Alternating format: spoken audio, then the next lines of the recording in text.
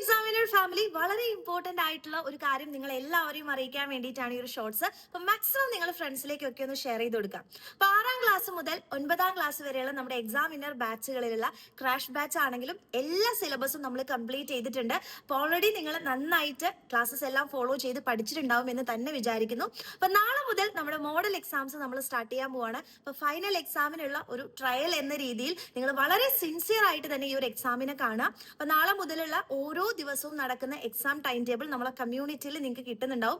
എങ്ങനെയാണ് അറ്റംപ്റ്റ് ചെയ്യേണ്ടത് എന്നുള്ള കാര്യങ്ങളെല്ലാം നിങ്ങൾക്ക് കമ്മ്യൂണിറ്റിയിൽ അവൈലബിൾ ആയിരിക്കും. സോ നിങ്ങൾ വീട്ടിൽ നിന്നാണ് ഈ എക്സാം എഴുതുന്നത്, അതുകൊണ്ട് തന്നെ കറക്റ്റ് ആയിട്ട് ടൈം ഒക്കെ മാനേജ് ചെയ്തുകൊണ്ട് വളരെ സിൻസിയർ ആയിട്ട് തന്നെ ഈ ഒരു എക്സാം നിങ്ങൾ എഴുതാൻ വേണ്ടിയിട്ട് ശ്രമിക്കുക.